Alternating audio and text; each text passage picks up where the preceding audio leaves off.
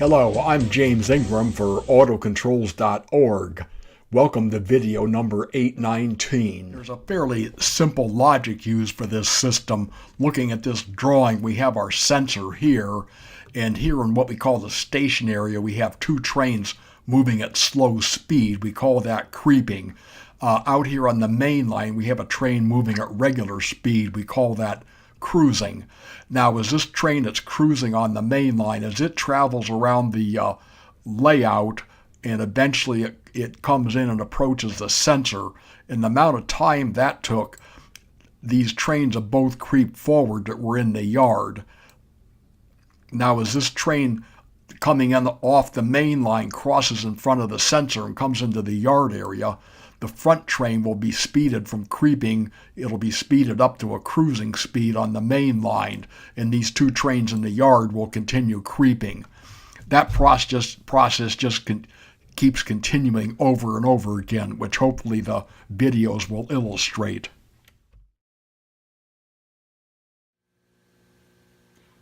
We'll take a quick look at the layout here. Down here we have the NCE command station. Up here on this board, we've got the mini panel, knife switch and push button connected to input 1, reset button connected to input 31. We've got a Z stuff infrared block detector here, and back in the rear, you can see there's a red note card, which is where the trains will slow down as they come in from the main line.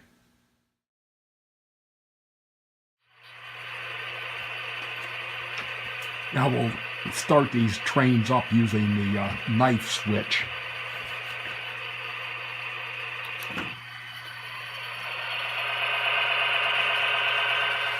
The push buttons will start the train the same way, but if I just push the push button, it'll run for one cycle, and then the trains will park themselves just as they were when they started it up. If you're not familiar with this NCE mini panel, there's a previous video number 816 titled Beginner Exercises for using the NCE mini panel. That video 816 was my attempt to contribute what I was capable of how to use this mini panel for automatic train control. You can also use the forwarding domain name mp.autocontrols.org, which should take you to a web page with information on using the mini panel. The basic logic of this system, as you see it operating here, is we have two trains creeping in what we call the yard area, while there's a third train out on the main line. In that case, it's a sharp-nosed diesel coming around in front of the camera. When that sharp nose goes in front of that Z-stuff block detector, it'll switch to red, and that grounds input 1 on the, grounds input 16 on the mini panel, which signals that the mini panel then will increase the train that was creeping in the front, which is that GP35 going up the hill in the trestle. It increases that to cruising speed. And the rear train, which was the rear train, which is the train master that's creeping along, it increases that to a slightly faster creeping speed. Meanwhile, the shark nose, it slowed it down to creeping speed. Now you see the GP35 coming around the loop. When that crosses in front of the block detector, it'll switch the train master from creeping speed up to cruising speed. It increased the speed of the shark nose just a little bit to make sure it stays ahead of the GP35, and you can see the mini panel switch the speed of the GP35 back there in the rear by the red note card we pointed out earlier. It switched it down to a creeping speed. So again, as I mentioned, the basic logic of this system is to have two trains in the yard area going very slowly, what we call a creeping speed, and the third train is out on the main line, and those two trains continue to creep until the mainline train, here it goes with the train master, until the mainline train crosses in front of the block signal. Then the front train in the yard is changed up to cruising speed, the middle train in the yard, which is a GP35 coming under the trestle, that one is increased to a slightly faster creep. The reason we're doing it this way, the mini panel, if you've worked with it at all, you know it has a very limited set of commands and not that much space for writing commands, approximately 120 or so you're limited in what you can do. But this is a very simple logic which allows the mini panel, as you're seeing now, to control 3 trains on the same main line using no turnouts. The layout, as you see, it does have 3 turnouts, but all 3 of those turnouts are just spurs for parking trains. They're not used for, as you can see, they're not used for this automatic train control system.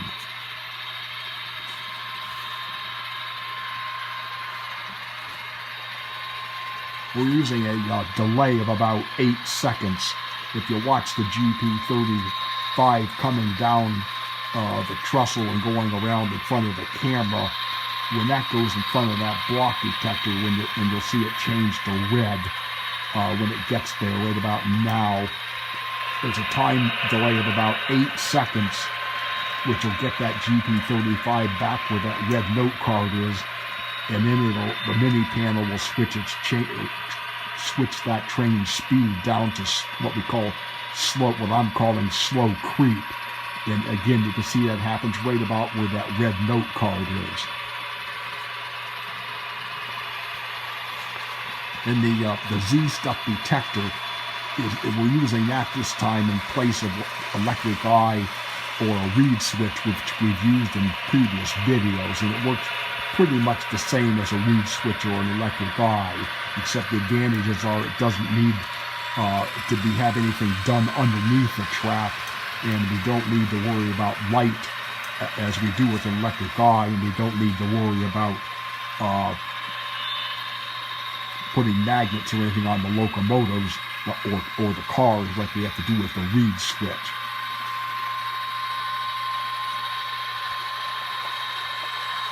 The only difference is comparing it to a reed switch, the Z-stuff detector responds to the entire train.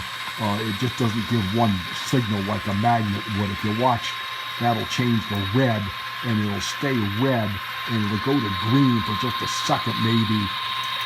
You saw it switch to green because that gondola was slightly lower than the detector, but then it switched back to red when the caboose went over. So it kind of detects the entire length of the train. So you have to have that delay statement to make sure the train gets past the detector until we start monitoring the detector again, or we would get a false signal that the system would think the second train had arrived. The second train is the GP35 coming down the trestle. It would think that had arrived, and in actuality it was just the caboose still going across the detector. And again, just to emphasize what's dependent here, the caboose of the train that's creeping, which is the sharp nose there, that has to be past that red note card so that when the next train comes in, which was the GP35 back there, which just arrived, so that engine doesn't bump into the caboose. You got to make sure that front train gets the caboose up ahead of that red note card. This little layout here I have on the ping pong table, which I guess you could kind of call a double loop, because it basically makes 2 loops by going up the trestle and crossing over top of the lower loop. This is probably almost the minimum length of mainline you need to run 6-car trains like this. If you had a mainline twice as big, this would be much better, because you'd have more time that the train would spend out on the main line before it came around and crossed the detector. Thus those trains in the yard area would have more time to creep ahead and get themselves separated. And if you think about it, if you add more cars to this train, then you've got to have either more separation between the trains, or you've got to have them creeping faster. With this layout, I've got 6 cars on each train, as you see it operating here, and that's probably the limit. There's not a whole lot of extra space. If you tried to run more than 6 cars on these trains, I don't believe you could do it with this layout. You would need a a longer main line to accomplish that.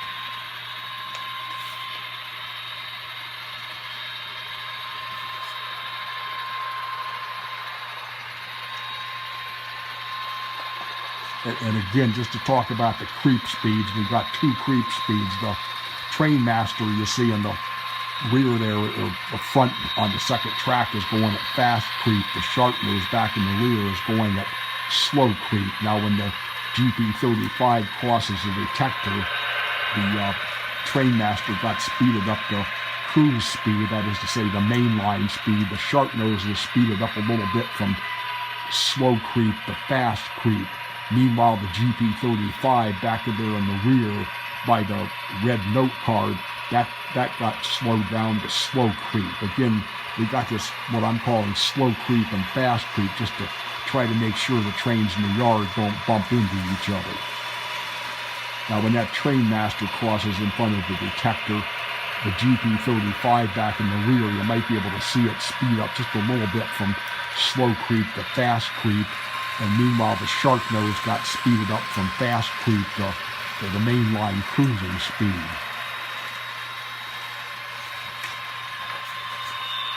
You might ask the question, where would you use something like this?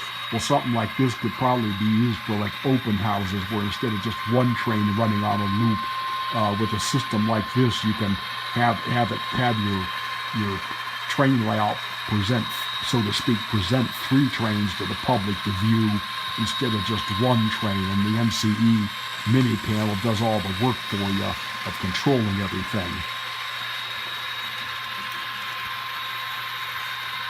And note to use this mini panel, which again is this thing right here, this little control panel that's doing the controlling. To use that's made by a company called NCE, and you do need an NCE command station, that is to say an NCE DCC system to use the mini panel. It won't work with other brands of DCC systems.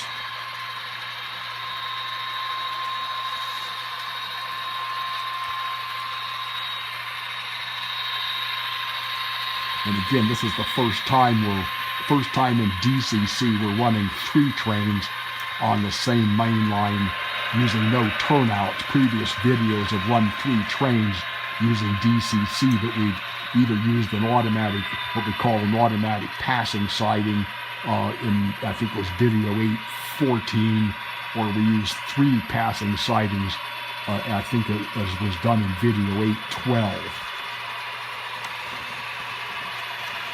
And note this demonstration's using HO trains, but you can do this in just about any scale if you're using NMRA standard compatible DCC decoders.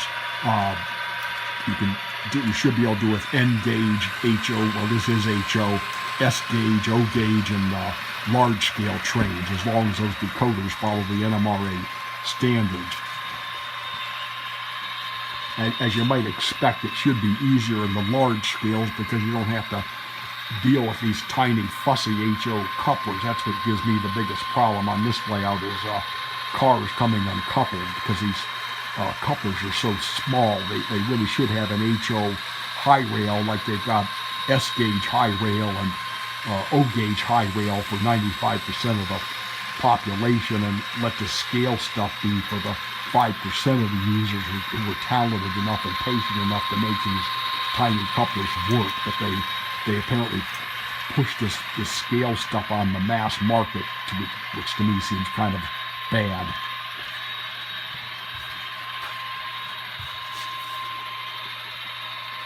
Now what I'm going to do is open that knife switch.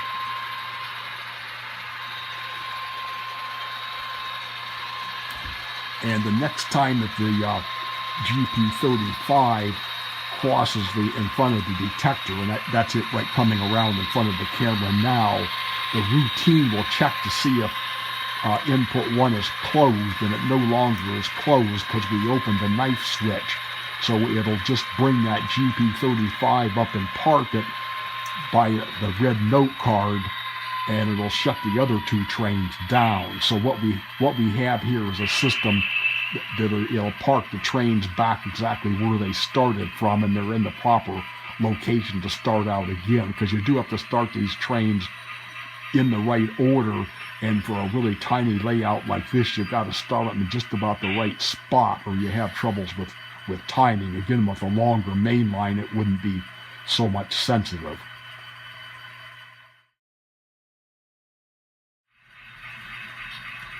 Now we'll run these trains one more cycle, but this time instead of using the knife switch, we'll use the push button.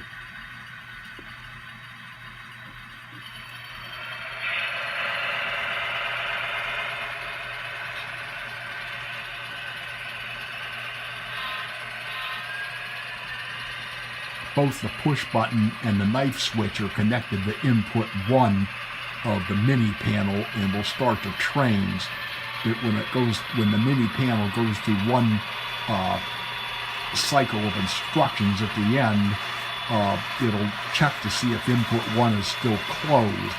And if it is still closed, it'll go back to the top of the procedure and repeat everything. But if input 1 is open, like it is now, because I just held the push button down for a second, if input 1 is open, then it'll go into what I call the shutdown procedure. It basically runs the last train up to the red note card and stops everything in the proper position to start out again. So, and the way the commands are written, it's when that yellow and blue GP35 that's coming along on the inside loop, when that goes over in front of the detector, that's when it checks to see if input 1 is closed or open.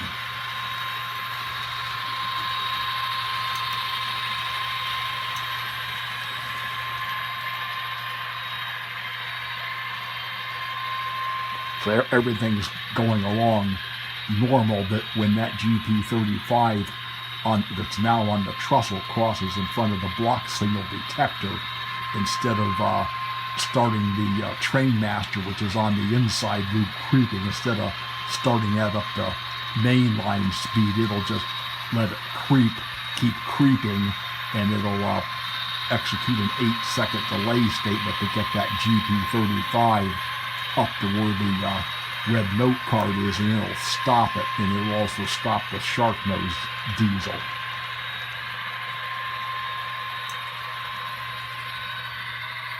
Now right there you can see everything stopped when the trains are basically parked back in the same position they need to be in to start out again. So if we push the push button again, they'll start up again in the proper location and order.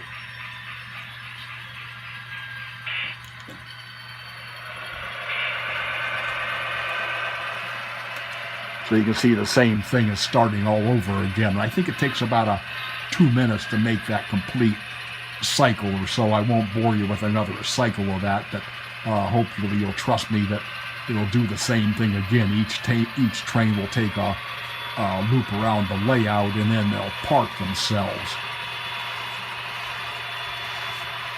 And when I had this mini panel system working this previous summer on a little S-gauge display layout at the S-gauges convention in Timonium, Maryland, I actually rigged up a push button on the front of the layout for the public could push, so that rather than my trains running continuously, even when nobody was in the room looking at them, they would park themselves if nobody was holding the push button down. And I'll try to hold this in front of the camera. You can see that one on the left says hold button 1 second to run Pike Master loop. In other words, this was on the front of the layout, and when people pushed this down and held it for a second, it had the same effect as when you saw me just hold the push button down that's on the mini panel board.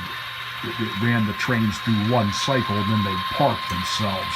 You can have as many inputs in parallel as you want to this input 1 to start the trains. It doesn't matter if any one of those inputs, whether it's 3 like I have, I've got 2 on the board, the knife switch and the push button on the board, and the third one was this one. When it was hooked up, I had 3. If any one of those 3 inputs is closed, that'll start the mini panel up for one cycle of the trains. Now, since we're almost there, I'm just going to let it run, and you'll see that the same thing will happen when the GP35 crosses in front of that detector. It actually speeded up the sharp nose just a little faster because we still got to get it out of the way, even though we're shutting down.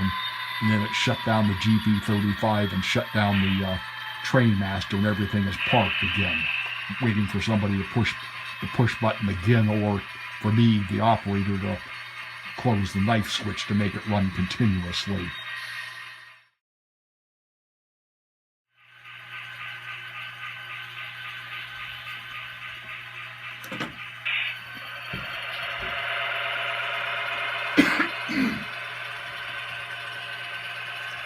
Here we are with the same 3 trains again as before. The only difference is we removed 2 cars from each train, so we now have 4-car trains instead of 6-car trains. What hopefully you'll notice is we've got a lot more separation between trains.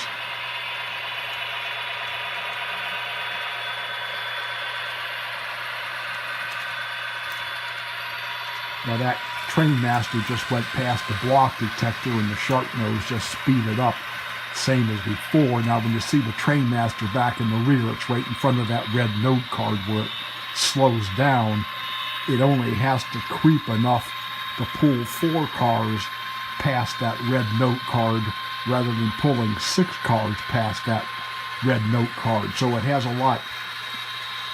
less cars to get out of the way to get its caboose out of the way of the next incoming train, which is the shark nose.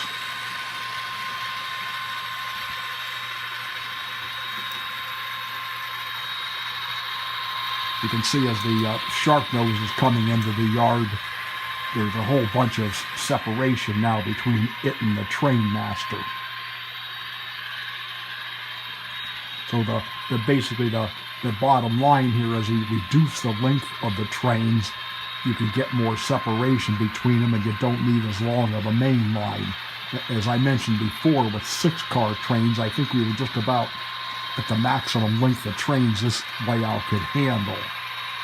If you wanted to pull, say, 10-car trains, you would probably need about twice as much main line as this layout has in order to have enough time between trains to get those trains in the yard to creep, to have a long enough time to creep that they could pull 10 cars past the red note card and get the caboose out of the way. Everything else is operating the same way. The trains are stopping at the same point. They're slowing down at the same point as before. They just have a longer, the engines just have a shorter train that they're pulling. Notice when the train master goes across the block signal, the Santa Fe GP35 back in the rear speeds up just a little. The sharp nose speeded up to full cruise speed on the main line.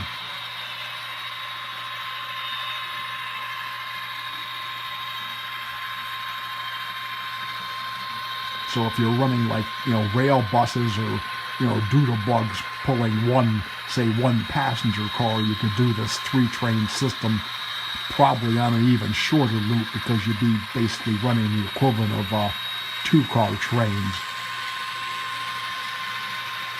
Again, watching when the sharp nose goes in front of the detector, the train master speeded up just a little bit. The GP35 speeded up to mainline cruising speed.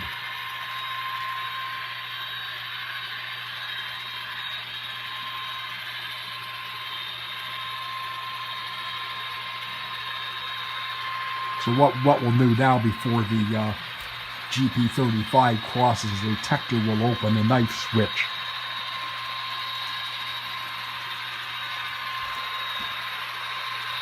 Opening the knife switch will cause it the little routine inside the mini panel to not execute again, but rather it'll execute a few shutdown commands, which will just pull the GP35 up to its starting point and stop it, and then stop all the other trains. So again, as before, the 3 trains are stopped in the proper position that they can start up again. If we push the knife panel, push the knife switch down again, or push the push button, the trains will start up again.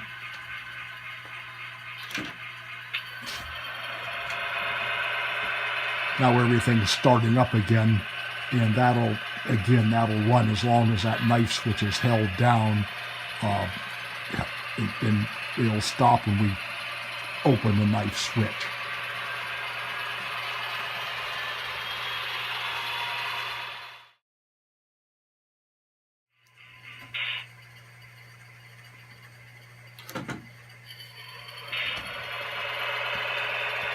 We've gone one step further here, removed all the cars from the layout, so we're just running the 3 engines by themselves. I started them all together back in the rear by where the red note card is. The Trainmaster is now running at cruise speed, and the shark nose, the blue shark nose coming under the trussels, running at fast creep speed, and the yellow GP35 back in the rear is running at slow creep speed. This is how I first worked this system out, is with the engines only. Actually, I started with just 1 engine to get the feel of how far it would go creeping, then worked up to 2 engines and then 3 engines. Now when the Trainmaster crosses in front of the block signal there, it went to red. It'll set the shark nose up to cruising speed, increase the GP35 over on the left from slow creep to fast creep, and it brought the Trainmaster in the rear to about where the red note card was and slowed that down to the slow creep speed.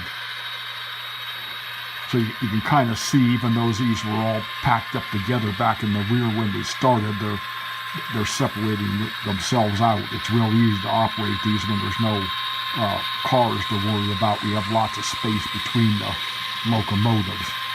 What I did is I had to go with my locomotives and using a stopwatch, try to get the times, timing them how long they went between 2 points, so I could pick speeds for each locomotive that were about the same. In other words, I got 3 different cruise speeds, 3 different fast creep speeds, and 3 different slow creep speeds, so that each locomotive runs about the same speed.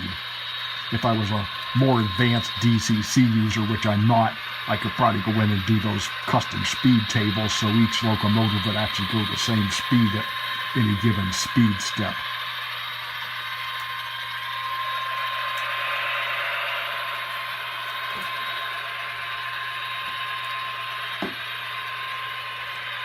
And again, this just shows how when you get shorter trains, it's a lot easier to do this operation for a given length of a main line.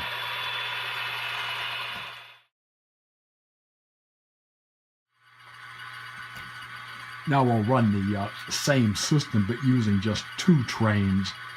We pulled that Trainmaster train off to one of the spur sidings and parked it. It's off the main line and stationary. If I can get my right about here, you can see there's the Trainmaster. It's parked on that spur siding and stationary.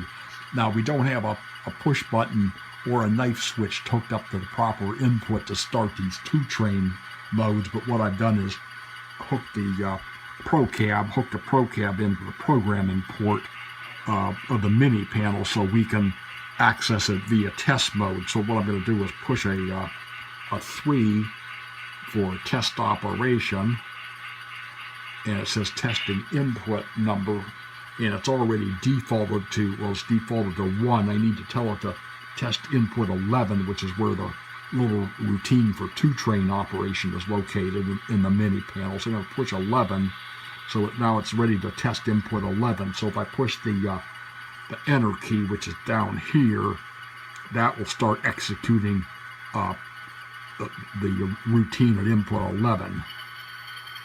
And what it does, it starts the shark nose up, and that will go around until it passes a detector, and then the GP35 will be started up to cruising mainline speed.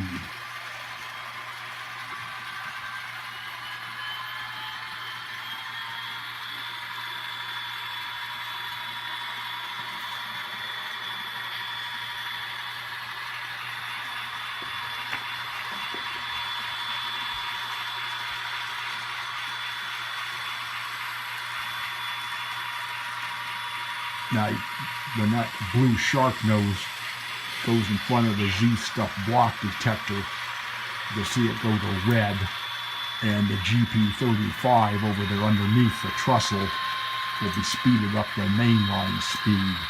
Meanwhile, there's a delay, think about a 10-second delay executed to bring the shark nose up and park it. We bring it up, we've set the numbers so it brings them up a little further than we did with the three-train operation, since we've got more mainline available, so to speak, with less trains on the main line. So we bring them up a little bit further. Now that shark nose is creeping, and that'll continue creeping, and the GP35 is going to cross in front of the detector pretty soon. So when you see that detector go to red, the mini panel will send a command to speed the shark nose from creeping speed up to cruising speed, and it will execute a 10-second delay statement, which will bring that GP35 back in the rear of the table, bring that and slow it up and slow it down to creeping speed.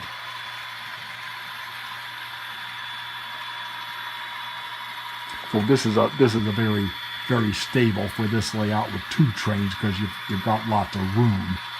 As I mentioned earlier, with the 3 trains of 6 cars each, the layout's just on the verge of being not quite as big as you'd like it to be.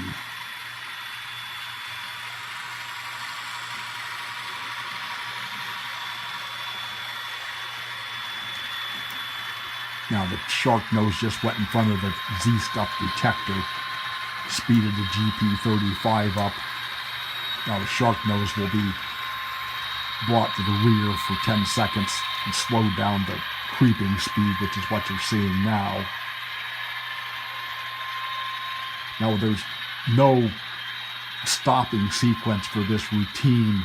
There actually wasn't enough inputs available in the mini panel. When I say inputs, I mean locations to put commands to put a routine. So this is actually more of a test routine, but what we'll do is when that GP35 pulls into the rear there and is slowed down, I'll push the reset button on the mini panel to stop it from executing commands, and then I'll manually slow the shark nose down and slow the GP35 down to stop them all.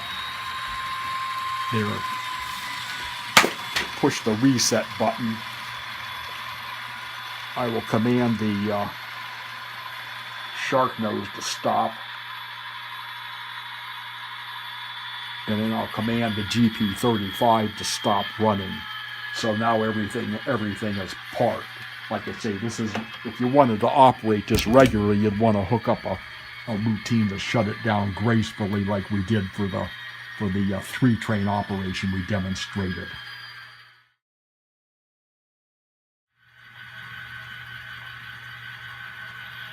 Now we're going to do a similar demonstration with 2 trains, but we'll do it the style done in the previous videos, where we actually stopped the train at the station. If you went back and looked at the previous videos, 815, video 816, demonstration 14, that was the 5-part how-to video, or video 817, or video 818. You would see in all those videos we ran 2 trains on one loop, that we stopped one at the station while the other one went out on the main line and came back. And that's on input 26. So what I'm going to say here is I've got it set up to test input 26. I'm going to hit the enter key, and that'll start up input 26. And you see what's happening. The shark nose started up. That'll continue around the layout. Put the knife switch down. The shark nose will continue around the layout until it comes around in front of the detector, the Z-stuff block signal detector.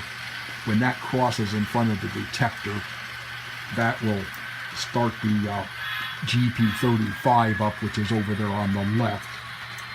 It'll bring that shark nose up there some number of seconds to get it up in the station area. and then give it a stop command. We can use a longer delay to bring them up closer to the front. I think it's a 20-second delay since we've got more room on the track running them this way. If you wanted to run just 2 trains and never wanted to run 3 trains, you'd probably want to use this mode of operation where the train at the station stops completely. The only other reason for running with the train in the station area creeping like we saw previously with 2 trains is if for some reason you didn't want to stop that train completely. Now the GP35 just crossed in front of the sensor, so the shark nose diesel started up, and the GP35, if the mini panel is executing a approximately 20-second delay, it'll bring the GP35 up kind of to the end of the yard area and park it.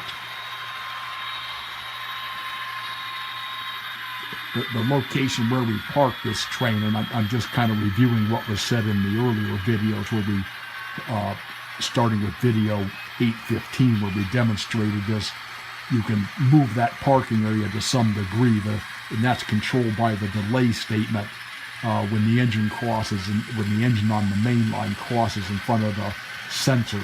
Now there's the shark nose going in front of the sensor. The delay statement has to be long enough that train is brought up at least far enough, and the minimum distance would probably be out right there where it is in front of the red note card. It has to be far enough downstream of the sensor that when the train on the main line comes pulling into the yard, that the train is stopped, can get started and get out of the way fast enough before the incoming train bumps the caboose. So that's kind of the minimum distance. And we've added about maybe 5 or 10 more seconds to get it up further where you see the shark nose park now. And we can make that even a little longer. The maximum distance, though, is that delay statement has to be done, which you'll use to bring the engine up and park it before. That has to be done before this engine comes around and goes in front of the detector, because if the delay statement is still being executed when that other engine crosses in front of the detector, that event will be missed. So I don't know if that makes sense the way I'm wording it, that you execute a delay statement like you see the GP35 pulling up. The delay statement just ended. So now that delay statement is done, the next statement says wait until the input 16 goes to ground, which is where the detector is hooked into. So it's monitoring the detector, but that delay statement that moved the GP35 up and parked it, that has to be done before the shark nose goes in front of the detector, or it'll miss that event. So you can see this provides a very stable operation. And I don't know if I mentioned that the Z-Stuff detector is an infrared detector, which is nice because you don't have to worry about your light level. I had an electric eye on my S-gauge demonstration that was shown in video. I think it was 817, 818, I think. And I got put back in the corner of a room where there wasn't quite enough light, so I had to add an external light bulb to operate the eye. With the Z-Stuff detector, you don't have to worry about lights or magnets under the track, or electric eyes under the track, or should say reed switches under the track, or magnets on the train. Now what we'll do, we'll open that knife switch, and it does have the routine in there. There's a statement that checks if input 1 is still closed. I believe it's when the GP35 goes across the detector, and if that's open, what it should do is shut down the GP35 where it is, and it'll stop the shark nose where it is. There it goes. Now you can see both trains are parked in the proper position to start again. And if we had to, I don't have it fully set up, but if we had it set up, we could, like before, we could close that knife switch and then the trains would start up again.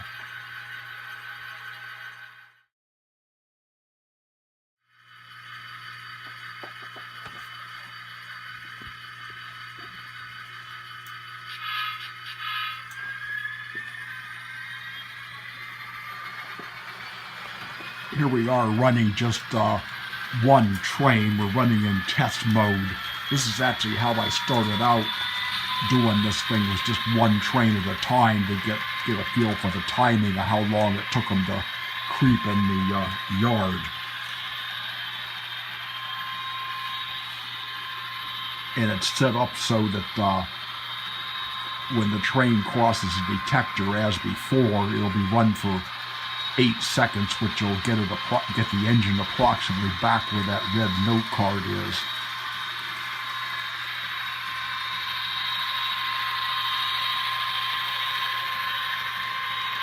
Now we're heading for the detector.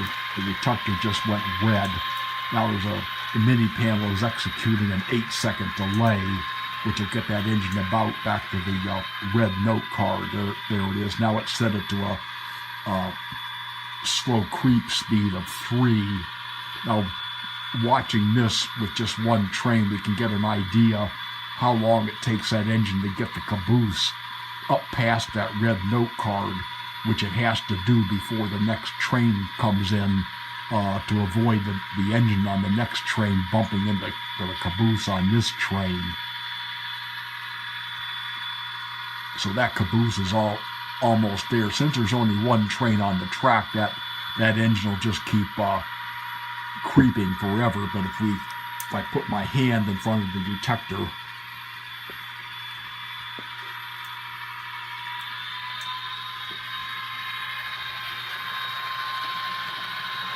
there's a second wait statement in the little routine that says wait until the detector output of the relay goes to ground, which will speed that train up again. Basically, I'm using my hand to simulate a second train coming in and crossing in front of the detector.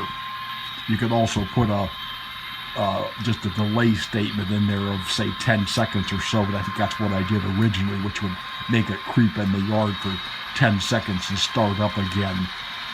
But like I mentioned, this is just how I started out to get a feel for the timing. I think I did this for all 3 trains, ran them one at a time and measured how long it took them to get their cabooses up past the red note card. Now there's the detector going red again. The mini panel is executing an 8 seconds delay statement there. Now it set the speed to 3, which is our creeping speed. And again, the way this is set up for this one train, that engine will just creep all the way around the layout if the detector's not activated.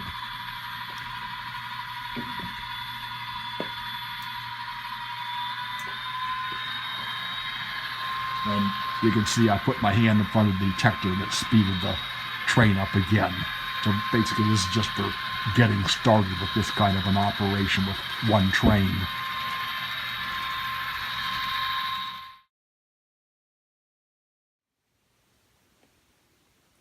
The mini panel has a red LED on it located about here that will blink whenever the mini panel sends a command. So we can send what I call a dummy command to throw a non-existent turnout every half second, which I'm doing now, and it'll cause that LED to continue blinking about every half second. This is just a simple way to verify you're communicating with the mini panel.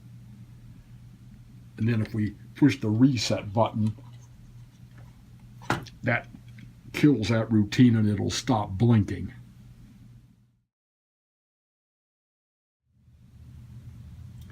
We've got another test routine we can use that if input 16 is grounded, that's the one we use for train detection, it'll cause the mini panel to blink.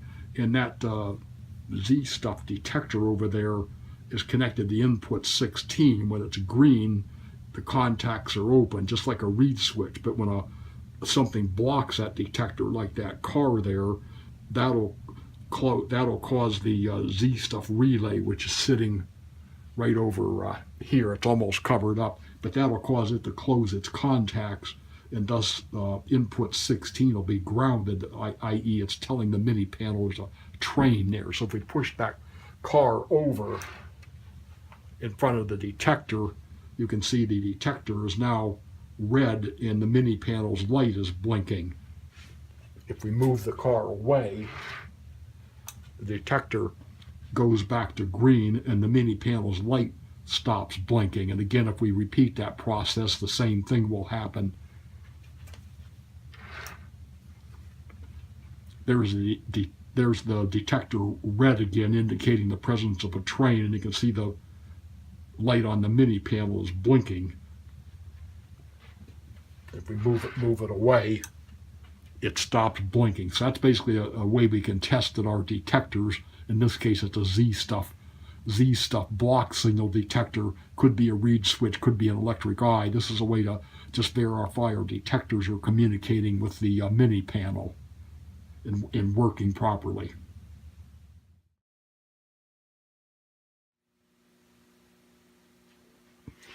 If you consider the Z-stuff block signal detector in the relay as a signal unit, then you have two wires coming into it for power. That's these two. These are hooked to the command station down below. You have two wires coming into it for power and two wires coming out of it. These wires are going to input 16. These are the wires that go to ground. They go to ground if the block signal goes to red. They basically, like I say, act almost like a reed switch. They go to ground. They're in other words, they're closed if there's a train there and open when there's not a train there. So taken as a unit, this basically has two wires in it for power and two wires coming out of it for the outputs that go to ground.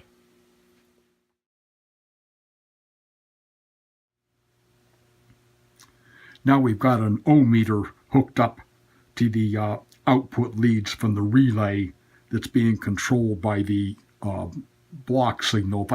If I take these are the output leads from the relay, which are hooked up to the ohmmeter. If I manually short them together and you watch that needle, you can see it goes from the left to the right. Left is high resistance, on the right is low resistance.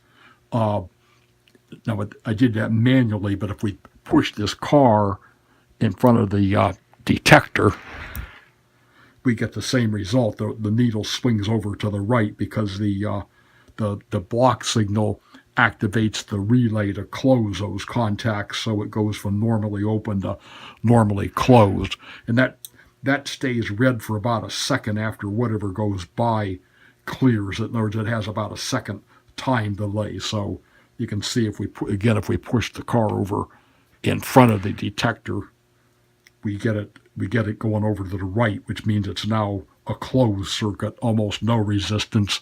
And when the train goes by, it goes back to open, and the needle swings to the left, which means it's a very high resistance, a normally open circuit.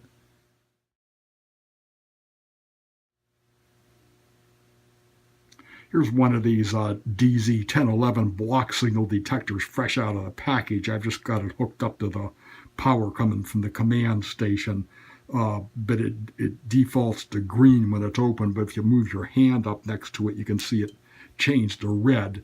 Then about a second later, it'll change back to green. And again, moving your hand up changes to red, and about a second later back to green. This is fixed at a 1 second time delay. They have other models like the DZ1012, which you can adjust a variable timing. This does have a screw on the back for adjusting sensitivity, but it seems to work fine just the way it's delivered. You can see on the side here, right about here, is the openings where the infrared signal comes out that picks up if something's blocking it or not.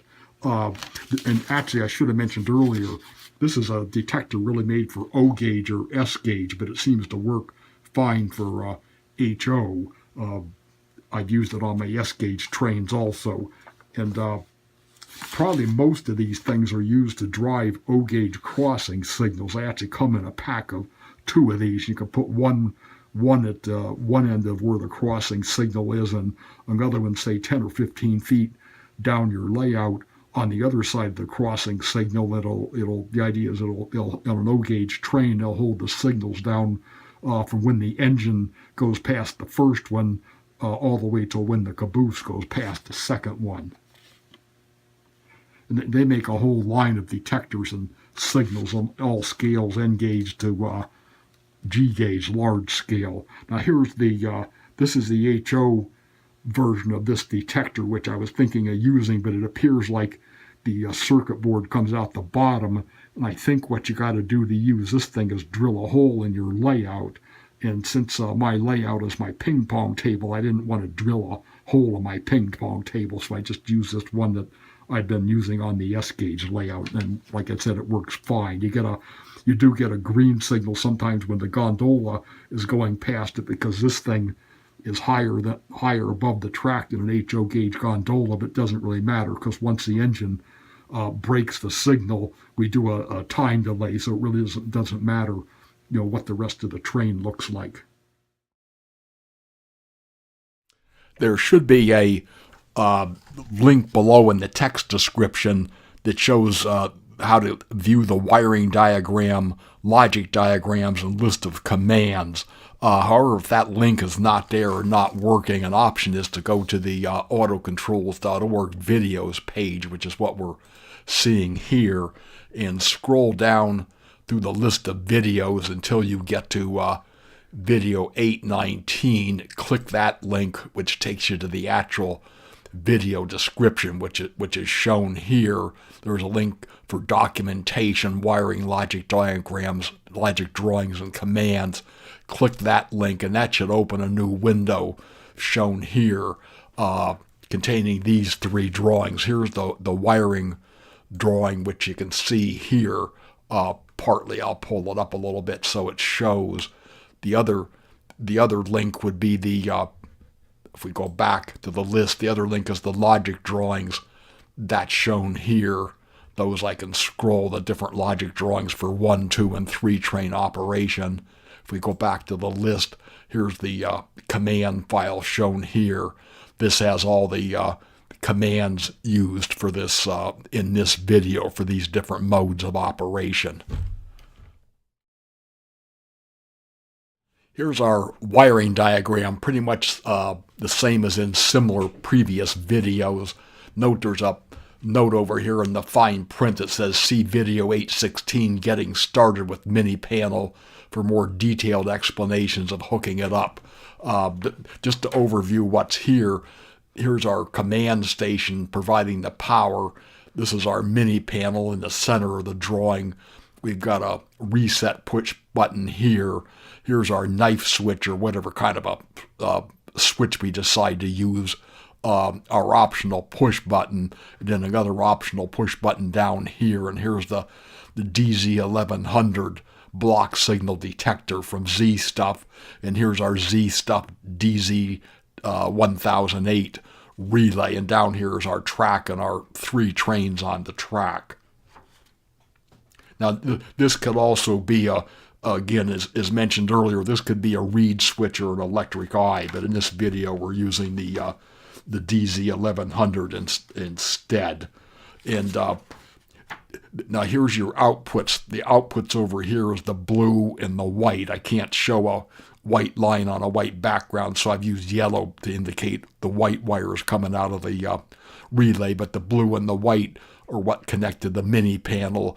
And these outputs, since it's a relay, should be isolated from its inputs, which are over here, but you could double check that with a voltmeter just to make sure there's no voltage on these wires that you're connecting to the mini panel, because you don't want any voltage going to the inputs of the mini panel, or it could damage it. All this does when there's no train in front of the block signal, the blue wire is not connected to the white wire because it's the normally open connection. In fact, the blue wire will be connected to the gray wire, which is a normally closed connection, but we're not using the gray wire. But when a train passes in front of the DZ 1011 block signal and activates it, then the relay will connect the blue wire to the white wire, which will ground essentially this terminal 16 that we're using as our detection terminal, just like you were holding a push button or just manually connecting a wire between terminal 16 and ground. The relay does the same thing for us. And note, we can have more push buttons. Here I show a knife switch. In the video, there's a knife switch here and a push button, and I can use either of these to start the trains. If I use the push button, they'll run just once and then park themselves. if I use the knife switch, they'll keep running until I open the knife switch. And you can have an optional push button down here at the front of the layout. So if this was the display where there was the public was looking at it, they could use this push button to start the trains themselves. I did this on a S-gauge display earlier this year, where there was people in the room part of the time, and part of the time there wasn't people. So when there was nobody there, the trains would stop instead of just running around wearing themselves out with nobody watching them. But when somebody came in and wanted to see it, I just tell them, hey, push that push button there for about 1 second, and that would start the trains up and run them for at least one cycle. Let's take another look at the wiring for the Z-Stuff block detector. If we start here at the Z-Stuff website, which you can find at zstuff.net, and you haven't noticed there's a hyphen after the Z. You need to put that in, I believe. But this is the home page. If we get down here on the left, and there's a selection, instructions, dimensions. If we click on that link, that opens a page where some of the units are listed. And the second one on this page, as it appears presently, is the DZ1011. So if I click that link, that'll open in a new tab the PDF instructions for the DZ1011, which you can download. But just notice, here's the things on the side that make it work. He has it listed as the top one being the sensor and the bottom being the infrared LED. So I'm guessing this one probably puts out the signal, and this one detects it when it's bounced back off of a car or locomotive. Not sure about that 100%. One other thing for voltage is he says the red wire, again, to hook this thing up, the red and black wires are the power wires. He says the red wire should be connected to 10 to 14 volts AC. Well, a DCC signal looks enough like an AC signal to most devices that it'll work fine, and in this case it works fine on the Z-Stuff detector.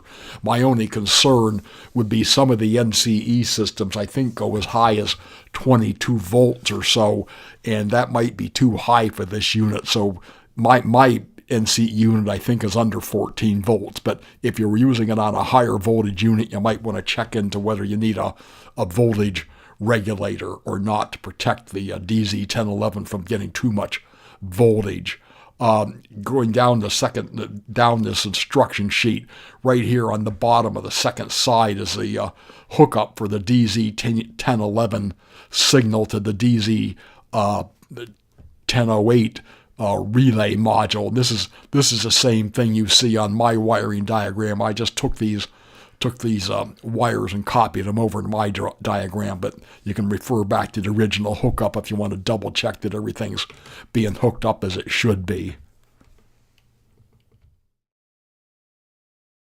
There's a fairly simple logic used for this system. Looking at this drawing, we have our sensor here, and here in what we call the station area, we have two trains moving at slow speed. We call that creeping. Out here on the main line, we have a train moving at regular speed. We call that cruising. Now, as this train that's cruising on the main line, as it travels around the layout and eventually it comes in and approaches the sensor, and the amount of time that took, these trains have both creeped forward that were in the yard. Now, as this train coming in off the main line crosses in front of the sensor and comes into the yard area, the front train will be speeded from creeping. It'll be speeded up to a cruising speed on the main line, and these two trains in the yard will continue creeping. That process just keeps continuing over and over again, which hopefully the videos will illustrate.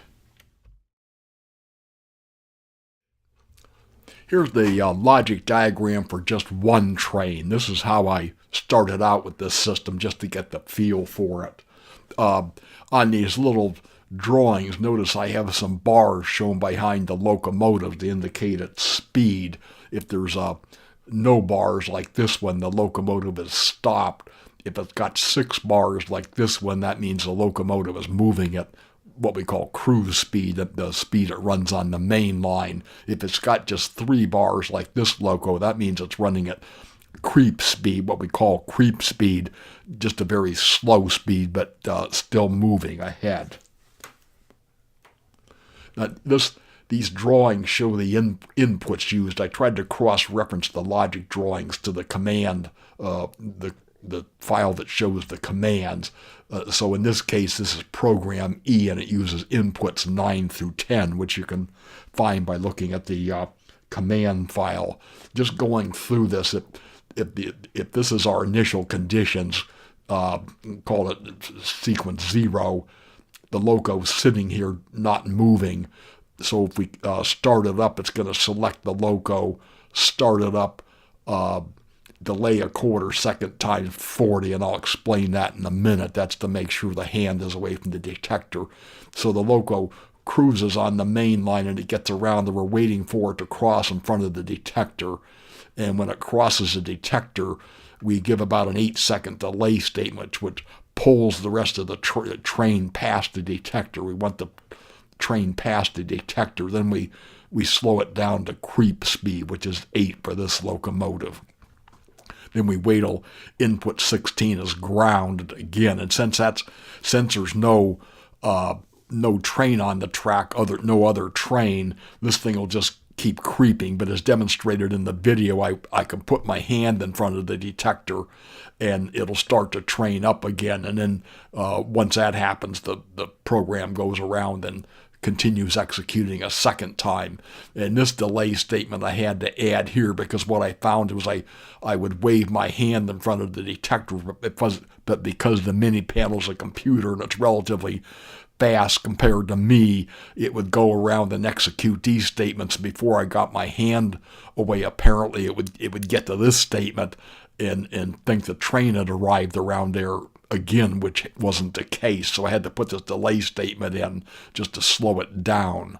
And we down here I show the test for is input number 1 ground, that is to say, is the knife switch closed. That's not actually implemented in the commands because there wasn't space, but you could have that test here, and that's a simple skip statement that would shut the thing down if the knife switch was open.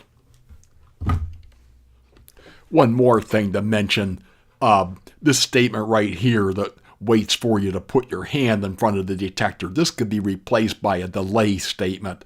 In fact, I had the delay statement in originally, so if you had a delay statement here instead, say delay 8 seconds, delay 10 seconds, the train would creep for 8 seconds or creep for 10 seconds, and then it would speed up again automatically and go around, and the sequence would repeat itself. So that's another option, to put a delay statement in so the train will run automatically. Here's the logic diagram for 2-train operation. We're calling this page 2 in the logic diagrams, and this is program F in the command file, inputs 11 through 13. What we show here is the initial conditions where trains want to be sitting approximately in these locations before you start them up, because once you start this routine running, the trains never stop again until you stop the routine. But when we start it up, we select the blue Loco and start it up at cruising speed, and then we delay 8 seconds because once it starts running, that 8 seconds is to bring this train up to the station. When we first start it up the first time, it'll sit there for 8 seconds, but it'll get the command in the creep, so it'll start creeping. And the next thing that happens is this blue engine will come around the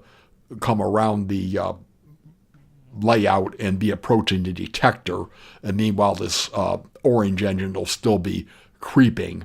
So that's essentially the first part of the sequence, and that the heavy black line separates it between the first part and the second part. Now in the second part, when the blue engine goes over the detector, across the detector, then the mini panel will speed this engine that was creeping up to cruising speed, and it'll do an 8-second delay to get this blue train up past the detector, so the caboose is out of the way of the detector. Then it'll slow slow this train down the creeping speed. So this train will now be creeping. So the next thing that happens is this train is out on the main line, out on the front part of in the yard area, I should say, creeping, and we'll be waiting for this orange train to come around the loop, approaching the detector. So now the process starts to repeat. When the orange train crosses in front of the detector, we speed this blue engine from creeping speed up to cruising speed. We execute an 8-second delay so that this train, which is now moving, will pull up to the station area, and then we tell it to go to creeping speed. And the process, keeps repeating over and over until we shut it down. Here's the logic diagram for 3-train operation. We're calling this page 3, and we're in the command file. This is program H, and its inputs 17 through 25. And I guess you could kind of call this a main event for this video, since it's the one that shows the full 3-train operation, which is what we're showing in this video. And note the commands, as with the previous 2 logic diagrams, the commands are shown over here on the right. Basically, I worked out the logic first, and I wrote the commands necessary to have that happen, and then took these commands and put them in the command file, which is an open office word processing document, but essentially this is the command file right here. The actual command file is these commands with just a little bit of cleanup. And notice when we do 3-train operation, now we talk about slow creep and fast creep. When we've got two trains in this yard area running, we don't want the rear one to catch the front one, so we run this at what we call slow creep, the rear train in the yard. And the fast train, we try to run it just a little bit faster to make sure it stays ahead of this train, so we talk about fast creep. And over here I've got a little chart showing the speeds. 051 is the yellow and black Erie Lackawanna Trainmaster on my layout. 1216 is the blue and gray Delaware and Hudson Sharknose on my layout. And 3364 is the blue and yellow Santa Fe GP35 with the strobe light on the top. And these run, you can see, wildly different speeds, but at these speeds they should all cruise about the same speed. They should all slow creep about the same speed, and they should all fast creep about the same speed. If you were smarter with DCC than I am, I believe you could go in and do the custom speed tables for the engines, where you could have one speed, say speed 12 or whatever, that all 3 engines would cruise the same speed at speed 12, and have a fast creep of speed 4 where they'd all run the same fast creep speed, maybe a slow creep speed of speed 3 where they'd all slow creep at the same speed. But I'm not experienced enough with DCC to do that, so I just time my engines with a stopwatch to try to get a set of speeds that would have them all running the same speed at a given setting: cruise, slow creep, or fast creep. And these, incidentally, these notes in orange, this is just my attempt to explain what's happening for the given commands here. Now we'll look at the actual operation here. Our initial conditions, we want to have these 2 engines sitting somewhere here in this vicinity. In this orange engine, we want to have it sitting up by the station, or at least far enough ahead that the caboose of this train is ahead of the detector, so the caboose won't set the detector off. Now when these start them up, we'll start this engine up at cruise speed, this engine up at fast creep, and then 8 seconds later this will be started up to slow creep. The second time we come through this routine, this one will be moving, so the purpose of the 8 seconds is to get it up far enough that its caboose is past the detector. So as we continue, this engine's running slow creep in the yard, this engine's running fast creep in the yard, and this purple one's out on the main line at cruise speed. So whenever eventually this engine on the main line will go around the the layout, and it'll be approaching the detector. So what we've got at this point is this engine approaching the detector, and these two engines are still back in the yard at creep speeds. Now, part two, again, the heavy black line separates us into the three major parts, which are basically the same thing, except it's just a different engine in each part for the three engines. As this purple engine approaches the detector, when it crosses the detector, the blue engine will, the front, which is the front creeping engine, so to speak, the blue engine will be speeded up to cruise speed. The orange engine will be speeded from slow creep up to fast creep, and will execute an 8-second time delay to get this orange train up far enough that its caboose back here is out of the way of the detector. And then it'll be assigned to slow creep speed. So now we'll have the orange engine and the orange engine creeping, and the purple engine creeping, and the blue one will be on the main line. And so eventually the blue engine will come around and be approaching the detector, and that'll put us into the next part of this series. When the blue engine crosses the detector, the orange engine will be speeded from fast creep up to cruise. The purple engine will be speeded from slow creep up to fast creep. The blue engine will be run another 8 seconds at its cruising speed, and then reduced to slow creep.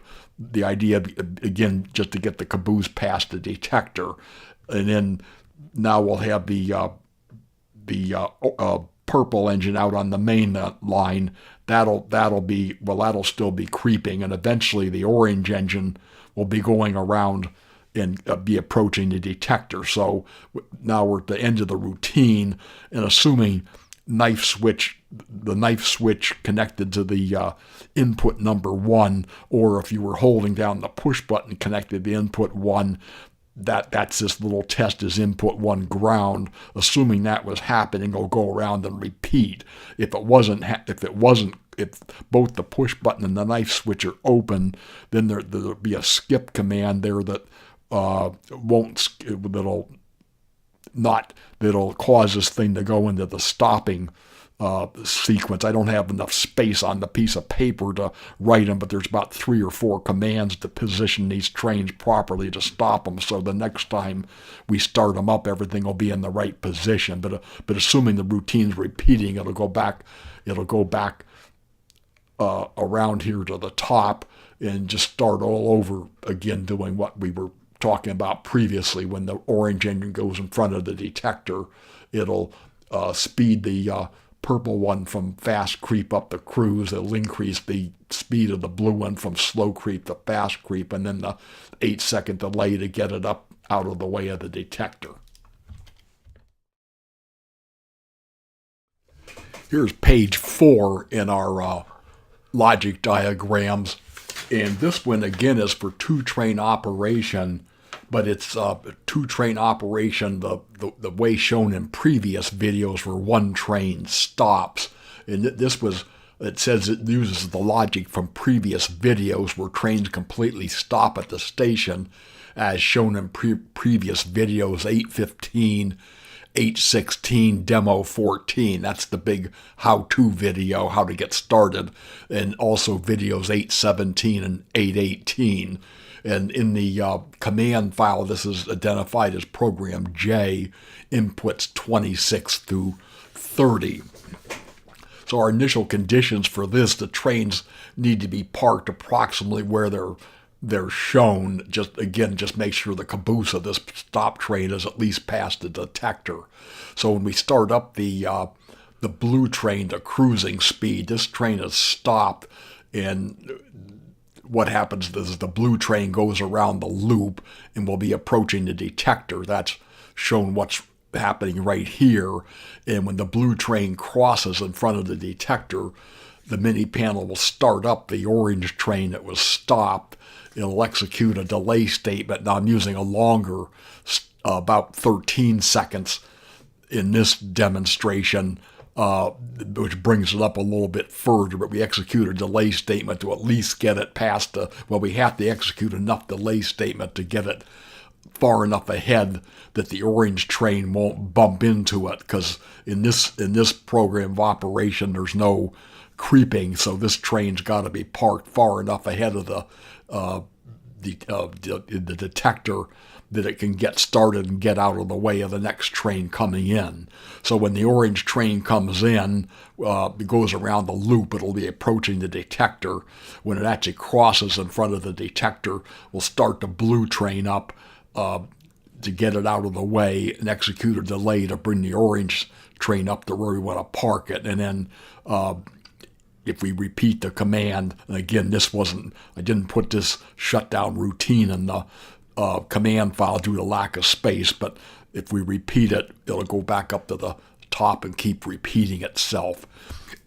And I made the statement in the demonstration that you'd probably want to use this method for two-train operation rather than the previous demonstration where we had both trains creeping, or I should say both trains moving, one train creeping, as shown in an earlier demo. And I'm not sure about that statement. You actually might want to use this if you you might want to use the other one if you want both trains to be moving all the time. You could use either, just depending on what effect you like the best.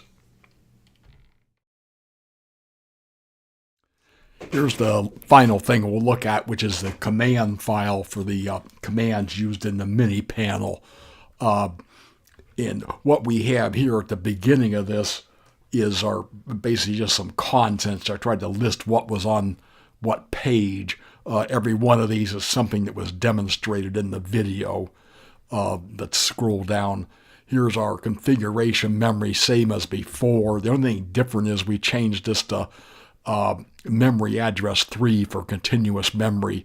So memory locations 3 up through 31 will be continuous, and we disabled inputs 3 and above. What this means is as it's set, only inputs 1 and 2 could be used for push buttons. If you hook up a push button to input 3 and try to start something with that push button, the mini panel won't be looking at it. It'll only be examining the inputs below these numbers. And then our engine settings, I just document my engine settings here for the 3 engines I'm using: the cruise speed, slow creep, and fast creep speed. And here's the command library. This is basically the same for every video I do. I just made a list of all the commands I commonly use, so I don't have to dig around in the manuals trying to find something. And here's a note using input 16 for the go stop read switch. In this video, it's actually the Z stop detector, but I'm using input 16 for the detector. That actually could be any number of inputs, almost from, I think, input 3 up through probably input 3 up through input 30 would work. I just use 16 because it's on the end of the row of hardware. And another note, input 1 connects to the start button. Input 16 connects to the relay. So our first commands, here's input 1, is just, and this is where the push button's hooked to input 1. So if we push that push button or close that knife switch, the mini panel's looking at these 2 inputs, and if it sees something, if it sees push button 1 being pushed, it'll link to input 17, which is the routine to run 3 trains. And then input 2 right now is empty. There's nothing there, but we could put a push button connected to input 2 to run one of those other routines. Now here's routines I have. These first 2 I use practically in every video. Program A blinks the LED. All this does is when you go into test mode, and you have to execute these through test mode because there's no push button to start these, but in test mode you can say test at input 3, and it'll just start blinking the LED every half second. It's just sort of a test to assure yourself the thing is working. Program B, we use test mode and we say test input 4. This will blink the LED when the detector is blocked.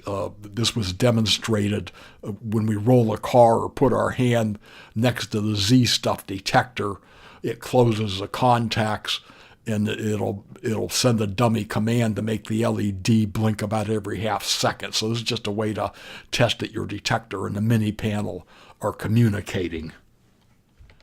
Now, getting into the actual commands we use, these program C, D, and E, each of those will run a single train, and it says see logic diagram number 1 for this mode of operation. Each of these we can run one train only. In the video, we demonstrated this when we were running 3364, which is the Santa Fe GP35 with the strobe light on the roof. And I won't go into the details of these commands. I've done that in previous videos over and over again. It's basically the same commands as used in previous videos. Now, program F and G, they say see logic diagram 2 for this mode of operation. This is running 2 trains, and one of these was used in the video. And this, as I mentioned, goes with logic diagram 2. This has one train moving and one train creeping, as shown in the demonstration. I think it was this one we used for the 2-train demo, the Shark Nose 1216 and the GP35, which was 3364. Now going on to program H, this again is kind of the main event. This runs all 3 trains as listed here. And you can see there's basically 3 parts. The logic diagram says this is the featured program. See logic diagram number 3 for this mode of operation. This is I guess you call it the feature program. And the logic diagram, you may recall, broken into 3 parts. This breaks into 3 parts here, kind of. There's part 1 is these 2 inputs, part 2 is these 2 inputs, and part 3 is these 2 inputs. You notice they're almost the same, except they're using different locomotive numbers to start locomotives, either to cruising speed or to creeping speed. Now down here at the bottom is a shutdown procedure. When it's coming down through the sequence, it says skip if input 1 is open. So if input 1 is closed, that means that the knife switch is closed or the push button's being held down. When it comes to this statement, input 1 won't be open, it'll be closed. So it won't skip that statement. It'll do that statement. It'll go back to the top, link to input 17. It'll go back up to the top of this routine and repeat it again. So, but now on the other hand, when you're done running, if you open the knife switch, it'll come down to this command skip if input 1 is open. Then the knife switch is connected to input 1. It'll skip that, and then it goes into the shutdown routine. It selects the shark nose and runs it's slow creep, or I think that's fast creep, for 8 seconds, to get it up in the appropriate spot. Then it selects 3364, which is on the main line, and that's been traveling for the 8 seconds. And it'll stop that one, and then it'll stop the 3rd train. In other words, it'll shut everything down in the appropriate spot so that when you start it up again by closing the knife switch again, all the trains should be in the proper position to start. Then the last thing shown in here is this program J for running 2 trains in the old method, using the previous method where 1 train stops. And this is logic diagram number 4 for this mode of operation. And it was shown in videos 815, 816, demo 14, 817, and 818. And this is the same routine that was in some of the previous videos. Just runs 1 train and has the other one stopped at the station. And this, I did put the shutdown routine in here. Same thing. If says skip if input 1 is open. So if input 1 is open, that means the knife switch is open and you want to stop. It'll skip over that link statement, go down here, select the moving loco, which happens to be the shark nose, and stop it. So that brings us to input 30. The mini panel has a 31st input, but that one automatically starts executing upon startup, that input 31. So I normally don't use it. So basically we filled up number of commands available in this mini panel. The only exception being input 2 is available. There's one empty input, but every other input has commands in it. Said another way, we've used all available command space to run these routines.